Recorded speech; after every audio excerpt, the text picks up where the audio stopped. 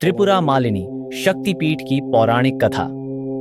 त्रिपुरा मालिनी शक्तिपीठ भारत के 51 शक्तिपीठों में से एक माना जाता है। यह स्थान देवी सती के दक्षिण स्कंध अर्थात दाहिने कंधे के गिरने का स्थान कहलाता है।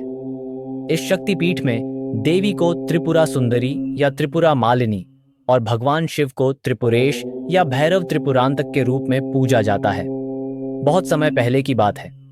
पर्वतराज हिमालय की पुत्री देवी सती भगवान शिव की अर्धांगिनी थीं। सती के पिता राजा दक्ष भगवान शिव को पसंद नहीं करते थे।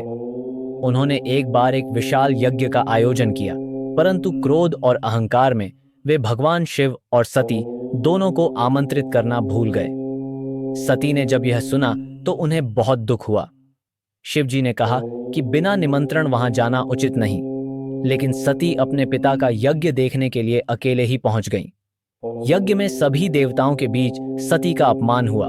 दक्ष ने सार्वजनिक रूप से भगवान शिव को अयोग्य कहकर उनका अपमान किया। यह देखकर देवी सती का हृदय अत्यंत आहत हो गया। वे अपने पति का इतना अनादर सह नहीं सकीं और यज्ञ अग्नि में आत्मदाह कर लिया।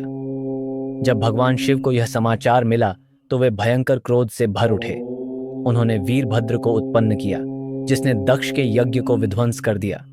फिर स्वयं शिवजी सती के दग्ध शरीर को कंधे पर उठाकर तांडव करने लगे।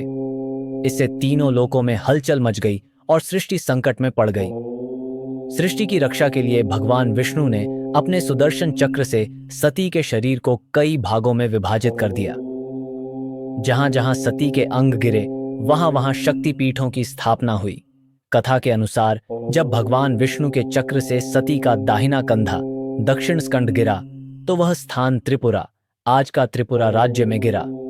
यह स्थान त्रिपुरा मालिनी शक्तिपीठ के नाम से प्रसिद्ध हुआ। यहाँ सती त्रिपुरा सुंदरी के रूप में विराजमान है। उनका रूप अत्यंत सुंदर, स्नेहमयी और सौम्य बताया गया है।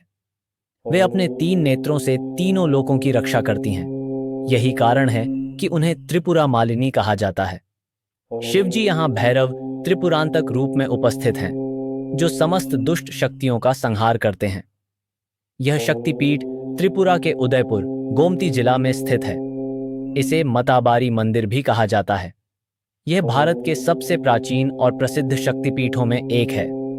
नवरात्रि के दिनों में यहाँ भव्य उत्सव और विशेष पूजा होती है। अगर आपको यह जानकारी अच्छी लगी तो इसे लाइक करें, कमेंट करें, शेयर करें और सब्सक्राइब करना ना भूलें।